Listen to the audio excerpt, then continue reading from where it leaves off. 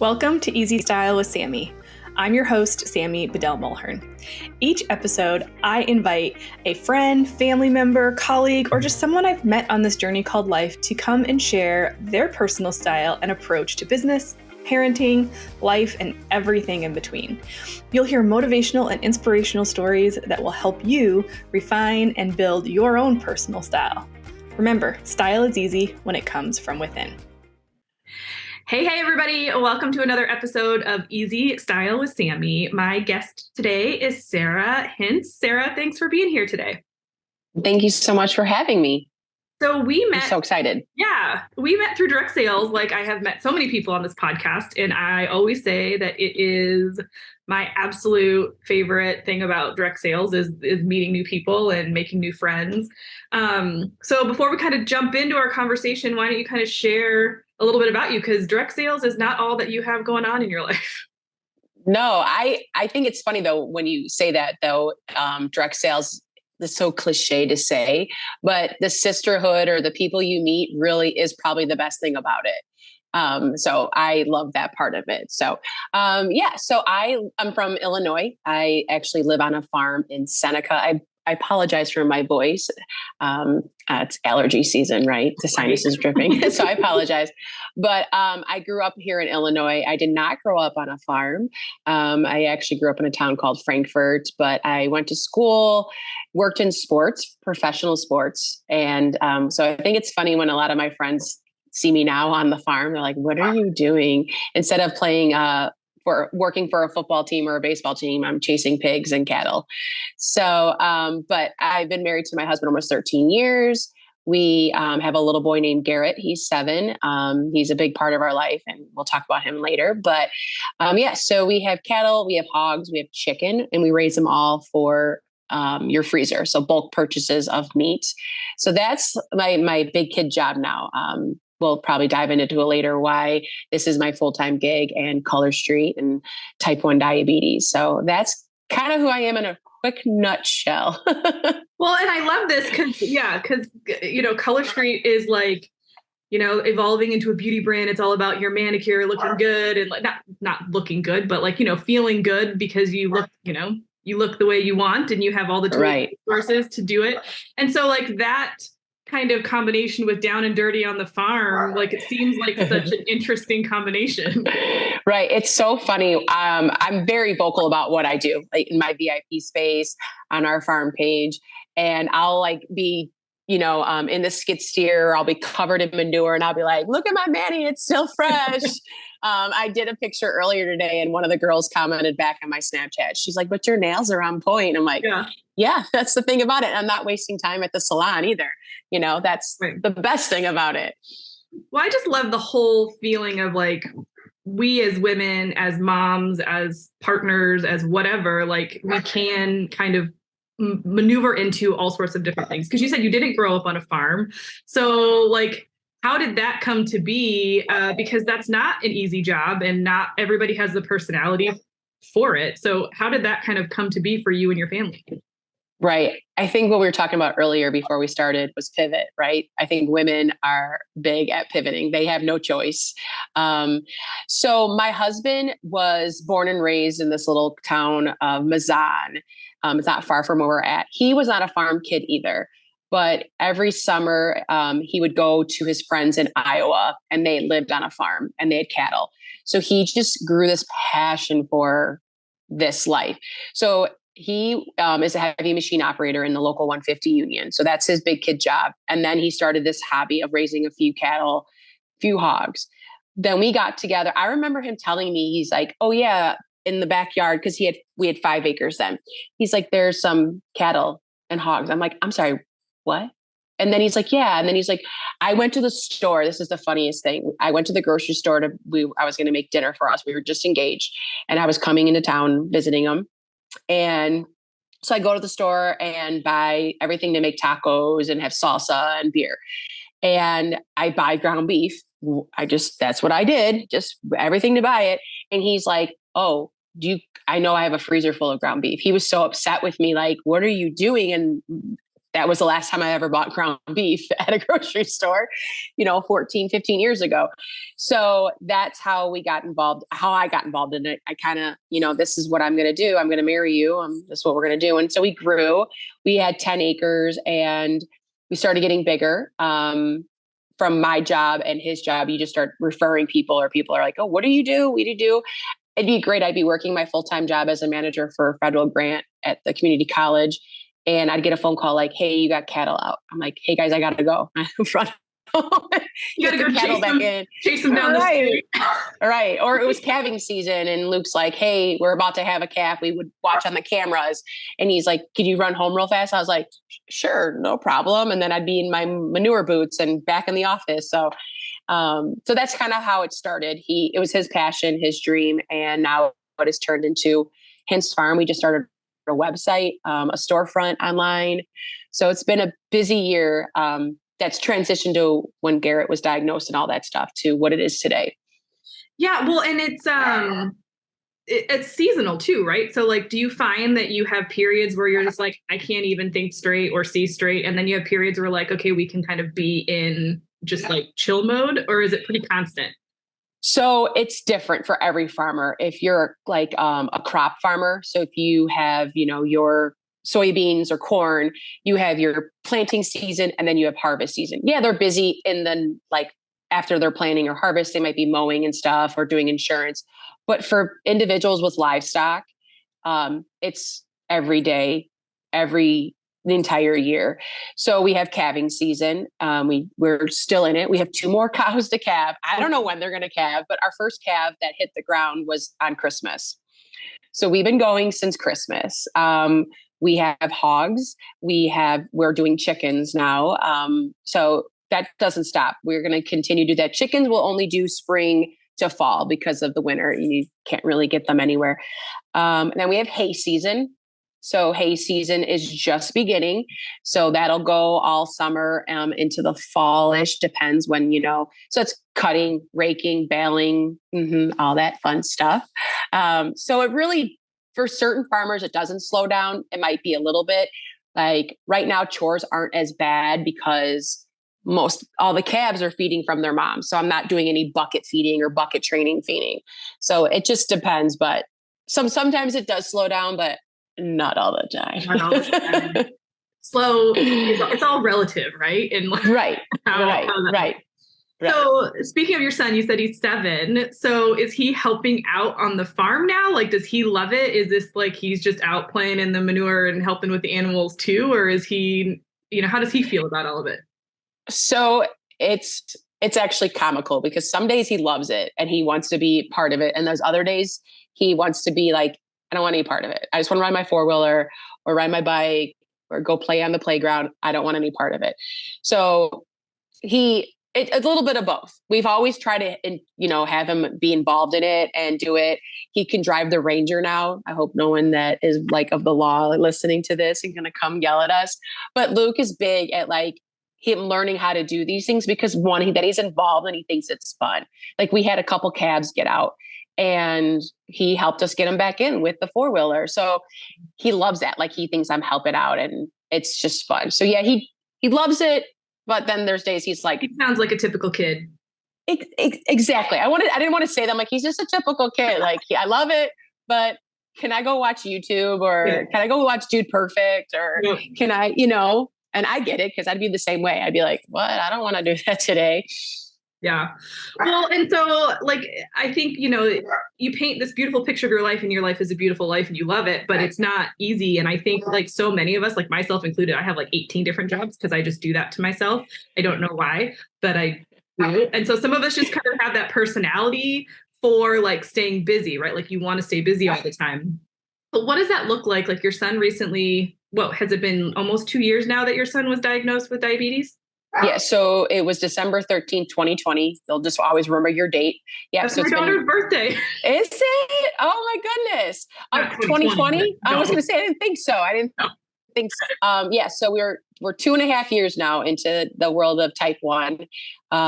That's been a whirlwind. So Kimmy, another gal that we met through Color Street. So she had posted about her son's anniversary. and all the symptoms and all this stuff. And it was right around when Garrett started showing symptoms. And I kept Googling and looking up, and I'm like, I don't know. And then I reached out to her. I was like, hey, we're side sisters. This is what we do. And she's like, the best way to find out is just go to your like local, pharmacy and just buy a monitor to check his finger. So I did that. And then all of a sudden the symptoms went away. I'm like, okay, maybe he was just sick, because a lot of times like viruses can mimic that, right? They say like UTIs and other things. So I was like, okay, maybe everything's fine. I'm going to ignore it. We'll go on. Well, then they started showing up again in December. And so then I got out the thing. Actually, he went to my parents' house that weekend. And I was like, hey, Mom, it was Saturday morning. I'm like, did you check him? She's like, no, I'm not checking him. She was like back and forth. I'm not checking him. I'm just so scared. I don't want to do that to my grandson. Oh. I'm like, okay. And she already fed him breakfast. So I was like, well, don't do it now because his numbers won't be right. So Sunday morning, it was like 5:30 in the morning. And we're farmers, so we get up really early. So I knew Garrett was up. So I called her and she's like, he's not eaten yet. And I'm like, perfect. Please check his numbers. Sarah, I'm like, you check yours first and then check his. So she checked hers and she had just eaten yogurt and hers was like 110. She checked his and his was 230 and he hadn't had anything to eat. And I was like, I'll see you at the ER. And then that's kind of how it all started. Yeah. And that's, I mean, like a crazy just change of all of the things and like the monitoring in a kid that age. So like, how does that work within like also chores and like making sure he gets food and then making, like you guys kind of had to shift everything, right? Right. So at first when we left the hospital, and we were blessed because he was the healthiest kid at Lurie's Children. Like he walked out of there, and there's parents that don't have that opportunity. So we know that it's just a change in life. It's, it could be a lot worse, but I'm going to try to show you on my phone. So luckily with technology, I can just look and I can see what his number is at all times. Of course, technology fails and like, oh, okay, it's not working. Go check your finger. But we carry a backpack with us. I let him pick it out. It's an American backpack, red, white, and blue. He's such a patriotic boy. And it has juice boxes in it. It has like glucose tablets. It has a glucagon in case something were to happen.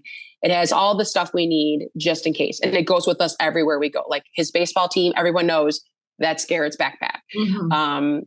So we'll be on the farm and I'll get a beep. I'm like, hey, you need to sit down and have a juice box. Or, hey, I must have got those carb count wrongs. I need to give you insulin. And he's on a pump. So I just administer it through the insulin. Sometimes like he'll rip the pump off because he's a kid, and it happens. They itch a lot because of the sweat and he's also got other autoimmune diseases. So that doesn't help, So I'm like, all right, we got to stop. We'll just put on a new one. If it's under a certain amount of days, I can get it replaced. So the pump lasts for 3 days. His Dexicom lasts for 10. He's a good sport about it. He really, really is. I mean, there's days he's a kid and I'm like, we're going to have issues. But other than that, I can't. He's a warrior. He's really good about it. So no, it just goes with us. When we're at baseball or swimming, everyone knows like, hey, Garrett, are you beeping? Do you need to see your mommy? Like who's the beeping kid? It's funny when they're first like, what's going on? What is this? And people will ask like, hey, what's on your arm? And he'll like show it off. He's like, oh, this is my Dexicom. And then this is my pump. Like he's super excited about it. When he's a teenager, maybe he won't be, but I don't want him to be embarrassed or feel like he's different. And it's a good way to teach him how everybody is different. And that's what I always try to point out. Like, hey, see how you're different? They're different too. That's kind of our lesson at the house, but yeah, it just goes with us where we go. I think that's so great because, the benefit of him being younger and being diagnosed is at some point he really won't know anything different. That's just, his life. But I think also what opportunity that gives you to teach him that differences are okay, teach his friends that differences are okay. And like for them, they won't notice the difference. And I've noticed a lot more people wearing pumps, especially in the summer. You see them, like I've seen them more often, like adult people that I didn't even know were diabetic. And then you see the pump and you're like, oh, okay. Like you just kind of know. I think it's getting more and more common, but I was talking about this with another gal on a recent episode, and we were talking about just normalizing ADHD and anxiety disorders and things like that, because that's what we deal with in our house. And just the way that my kids talk about it and are open about it with their friends, it's like they don't care. Like, I love that his friends are like, "Are you beeping?" Like Yeah. not because they're like, "You're annoying," but because, hey, like, something's going on over here, you might want to check it out. Like, they don't care, and they just like normalize all of this stuff within each other. It's like the adults are the problem in not communicating, or like, making it seem like it's not okay, or you should be hiding, like, "Oh, make sure you keep that covered up so people don't know what it is."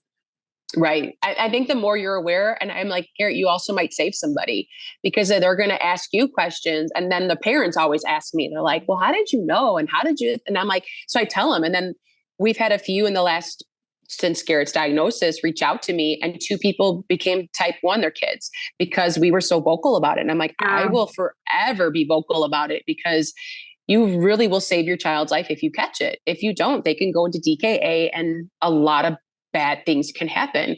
So, and the older Garrett gets, like, he wants to hang out with his friends, but I'm like, well, you can't go to their house because they don't know how to do the diabetes. And so that's why they're at our house, and then the friends get to learn it. And I mean, we're trying, because there's the ADHD starting to show up in him. And I'm like, okay, we're removing red dye. So he even knows now. He's like, "Mommy, it's got the red dye in it." And he'll look, and I'll be like, "No, it doesn't," or "This, it does." Like, that's why I love Aldi. They are so free on dyes. So it's just things like that. Like, I try to keep him involved in it, because he should know, and it just makes it more fun for us, I guess. And I don't want him to rebel on it. I'm pretty sure he's probably going to test positive for celiac when we go this, because his levels keep creeping up higher and higher, which is like the number 2 disease to pop up after type 1 in children. Oh, so I'm like, okay. Yeah, I'm like, we'll just be gluten-free. And he looks for the GF on labels now. So just trying to teach him, but not punish him. I remember when he was diagnosed, it was his birthday, like a month later. And when we went to his first time meeting his endocrinologist, she's like, "Oh, so I just saw you had a birthday. How was it?" And he was like, "It was good." He's just still like 4 or 5 years old. And they're like, "What'd you wish for?" And he's like, "I wanted a donut." And they looked at me like, "Did he have a donut?" And I was like, "No, I didn't give him a donut." They're like, "He can have the donut. You just give him insulin." So like the next day he got to have a donut, but it's just now finding that balance. Like, yeah, it's just like any human, right? We shouldn't eat it, but we do, because it's just trying to find that balance, Well, and I think also it's important for us to teach our kids to advocate for themselves. And it seems like that's what you're also doing by communicating openly with him and having him be a part of the process. That's only going to allow him to help advocate for himself when he's older and at other people's homes, or, when he goes to college or whatever, to be able to say what he needs, even in elementary school. I don't know if he's going to school or if he's homeschooled. No, he goes to school. So he's in first grade. Yep. Yeah. So being able to, and the nurses are great. Yeah, advocate for what he needs. Like, you have, like, I think that's one of those skills that we don't think we need to teach our kids. Right. Like, we kind of just take it for granted. And so I love that it seems like that's something that you're really doing, and that's fantastic. Trying. Well, I mean, they're kids.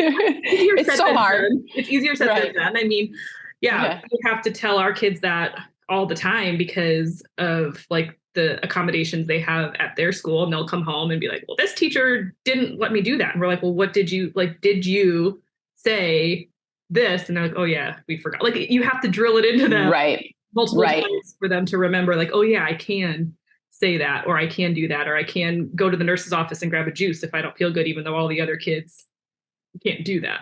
Right. Like his IEP meeting I have, and that's for like his sensory and other things. And then I have his 504 meeting coming up this week. And I have to be honest, I'm blessed with our school. I don't even have to fight. They just are like, "Nope, this is what they have." The nurses are good. There's an emergency kit in every room that he'll ever be in. So it's great. Yeah, that's amazing. So how do you then, because if you're taking care of the animals all the time, you're taking care of your son or monitoring all the time, like, how do you kind of make sure you make time for Sarah, or for you and your husband to go do stuff? Like, how do you kind of balance all of that? Do we do that? You. Do us women really give ourselves time? And no, we don't. We don't. So I worked full time too until Garrett was diagnosed, and then he was going to be going to school full time in the public schools. So, and we live out in the country, so we don't have a before or after daycare program out here. And it's not like I could find someone that says, hey, can Garrett stay a few hours after school? And by the way, he's got type 1 diabetes. Yeah. It's hard. I see my friends who are kids who are 100% healthy, and they struggle to find before or after daycare out here in the country. So we made a decision as a family that I would leave my management job. So that was really hard for me because I've had a job since I was 15 years old, sometimes 2 jobs. I like to be busy. I like my own money. You know what I mean? I like to feel like I'm contributing. So it was a huge adjustment, and it's still, I'll be honest with you, it's still an adjustment. I was thinking about going back and finding a part-time job, and then I stopped and I was like, there's no way. Like, I literally cannot put one more thing on my plate. So what I do is every day I chalk off 45 minutes to an hour that I go for a walk, whether it's the country roads or I find one of the parks in town and walk their tracks. I just have to, for one, for my health, and 2, I deserve it. No reason why. I always tell Luke, I'm like, you have your car rides or your tractor rides when you're by yourself. That's my time to just listen to a book or a podcast or nothing, and just walk and listen to my own voices in my head. But I try. I mean, that's the one thing I really try to carve out every day, 45 minutes to an hour. So I would have to say that's what I do for myself. And then the Color Street, I think that's, again, I don't want to be cliche, but I've been September will be 5 years that I've been doing it. And, as you know, you go up and down, right? Some months are easy, some months are hard, whatever it is when it comes to social media marketing, direct sales. But there's still something about it that makes me feel good, whether it's putting on a fresh mani or now with the other products we sell, the sisterhood, the live videos we do with each other, just catching up, the chats. That's part of it makes me feel good. I know that's silly in the long run, but then you also make a paycheck, so it's even better. Well, it's not silly in the long run. I think, it's interesting in the stories we tell ourselves, because you stopped yourself when you said, like, we try to justify everything, because you stopped yourself when you said, I go for a walk for 45 minutes a day because I deserve it. And then you started to kind of continue to justify that 45 minutes, and you stopped yourself, right? Like, it reminds me of, like, somebody, my mentor always told me, like, no is a complete sentence. Like, you don't have to say no and justify your reason for saying no. Like, you can just say, nope, this isn't gonna. I just saw that somewhere too. Like, no, I'm not, no, period. Done. Like, we're good. Like, that's okay. And I think but I feel like us women always have to have something on it. Like, no, because why do we do that? Why do we do that? Because we're people pleasers and we're caregivers, and we want people to know that even if we're saying no, it's not because we're trying to make you feel bad, but here's what we need. But then we don't actually say what we need, because then that's, it's like the whole psychology of it all. And I think it's a practice. I think the self-care thing is a practice. And I'm glad that you take that 45 minutes every day. I was just talking with my husband, and, it's finally nice out. And I was like, I want to start like having my tea in the morning, not at my desk, starting email at 5:30. Like, that's how I start my day. At 5:30, computer's on, I'm checking email and I'm doing work. And I want to ease into the day in the summer now that the kids aren't going to be home. So I'm like, can you clean off the patio and get all the patio furniture set up so I can sit outside in the morning and have my tea? And he's like, sure. But I didn't say that for a long time, because I thought he was going to be like, well, why wouldn't you start working right away? Like, you need to be working, because growth phase of my business. Right. So like, that's my justification in like asking for some of those things, is like, well, I don't want him to think that I'm being lazy. So we tell ourselves all of these stupid things. And I think that's also what's great about Color Street is, I think a lot of us will kind of put each other in their places when they're getting down that rabbit hole too far. So 100%. Yeah. I love it. Well, any other kind of tips or tricks, and then we'll wrap this up with the same 5 questions that I ask everybody, but any other tools or things that you've kind of noticed that you do just to kind of help you get through the days that are where a lot seems like it's piling on? I'm a list. If I don't put my list on the refrigerator, and even Garrett will add to it when he wants to, but I have a list. And when I got back from doing chores, I like checked everything off that I've done so far. When I don't do it, I'm scattered brain. I'm like, what do I have to do today? Even if I'm not at home, I can visualize what I wrote on the list, if that makes sense. Mm-hmm.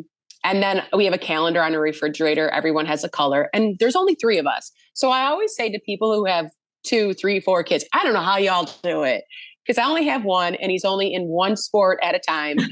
And I'm overwhelmed. And then I hear my friends and I'm like, why do you do that to yourself? Why are you putting them in all these things? Yep. But yeah, so I have to say that has become, if I don't do that, I don't see myself being successful for the day. I'll even write on there my walk, like walk is written on there. Even like as silly as it is, pick up Garrett, drop off Garrett, dinner, like things that you know that you're going to do no matter what, but it's still on there. And it makes Garrett feel good. Like, oh, put me on there. It's G Money. Don't put Garrett today. I'm like, okay. I love that. Yeah. We have a Google Calendar that is color coded, that everybody has their own calendar. So the kids together are on one together. We might separate them out now that they're getting older. But my husband will say to me, what's going on this week? And I'll be like, it's on the Google Calendar. And he's like, oh, like, do I really have to check where everything is?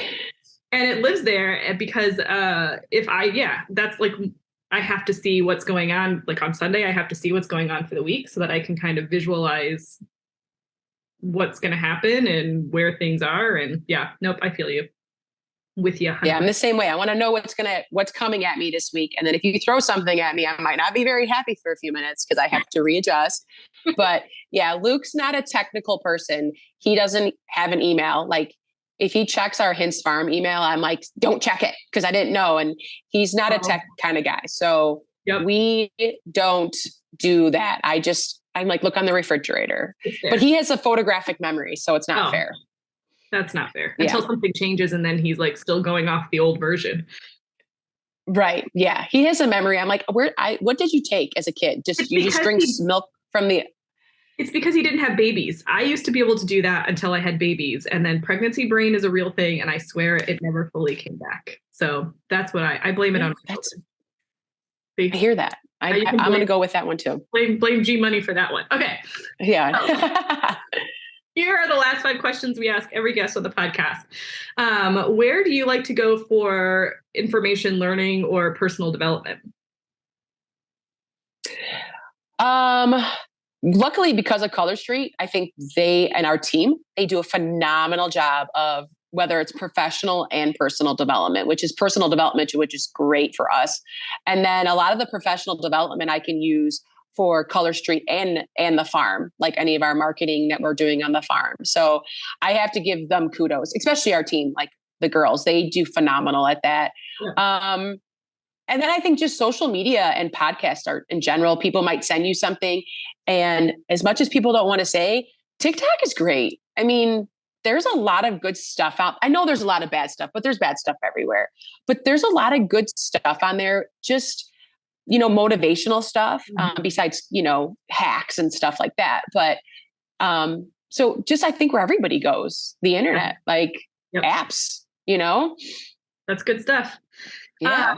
I like that TikTok kind of sparks something. And when it is something you really care about, then you can just like go dive deeper somewhere else, but it's something you may not have thought about otherwise. Correct. Yeah. Exactly. You get down that TikTok rabbit hole, you're in trouble. Scrolling on the tractor. Would you consider yourself an introvert or an extrovert? I'm both. There's days that I'm definitely an extrovert and people will always say that about me. But I think because of COVID, right, when we got locked in and we were doing all these things, you become introvert. Like, I don't really care to go out and be social butterfly. Like, I'd rather stay at home and eat a frozen pizza and watch a movie with my boys. Yep. So I try to balance both. And I think the older I've gotten, I fill that cup up and I'm like, okay, that cup is full. My extroverted cup is full. I'm really, really good.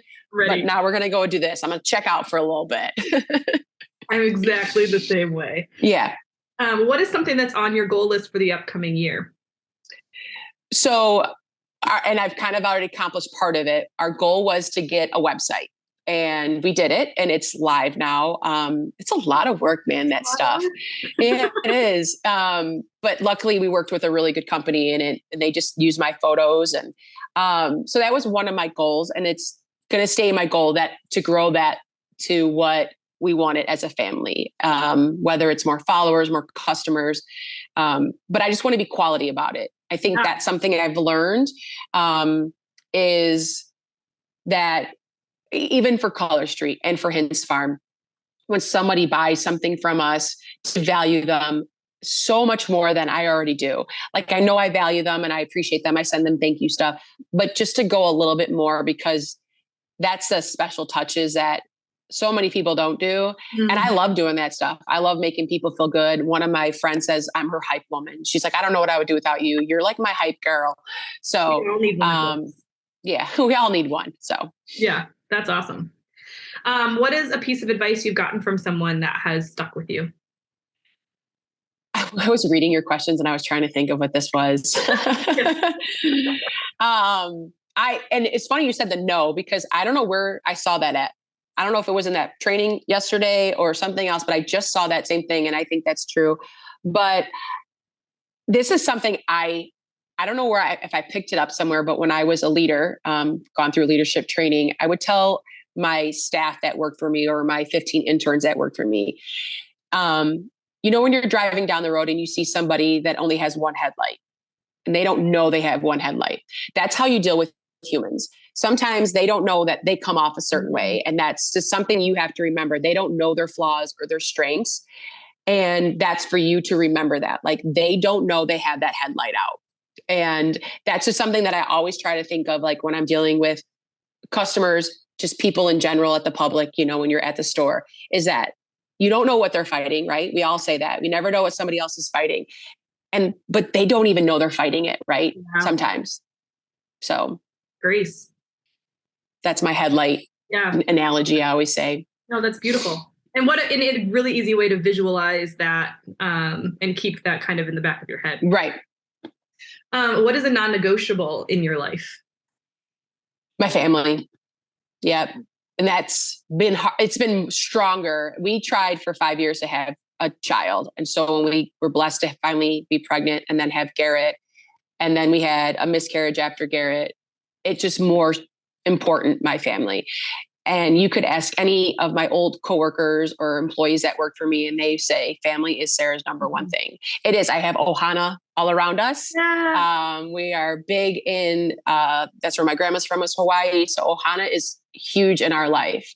And it really is, and you don't have to be blood, but if you don't have your family, what do you got? So not negotiable, my family.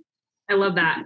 Well, Sarah, if people want to learn more about the Hintze Farm, if they're in the area, if they want to order some bulk meat, how do they do that? Well, we have a website now. It's hintzefarm.com. So HINTZE farm.com. So yeah, we're big now. Or you can find us on Facebook too. And we will link all of that up in the show notes as well, if you want to find those links. But Sarah, loved you sharing your story and just your openness. And hopefully we've encouraged some people to take care of themselves and not get too overwhelmed and just be better advocates for themselves. Right. It was so good to see you. I haven't seen you since our book club. So it was good to see you. Yeah. Well, thanks so much for being here. All right. Have a great one. Big thank you to Sarah for joining me today. It was such a pleasure to speak with her, and I'm sure that you enjoyed her insights and wisdom. She's just so inspiring in her approach to how she's handled all of the things that have just kind of come at her, and finding joy in the things that we can find joy in. So if you want to catch the show notes, grab some ways that you can connect with Sarah, or just learn more about the podcast, you can do that at easystylewithsammy.com/21. Get all the information on this podcast and other episodes. If you have a story that you'd love to share, I'd love to hear it. So email me, Sammy at easystylewithsammy.com. That's SAMI. I'm a weird one. And I hope that you'll subscribe wherever you listen so you don't miss out on a single episode. I really appreciate you taking the time to listen to the stories, get inspired, and live your best life. Remember, style is easy when it comes from within, and I can't wait to see you in the next one.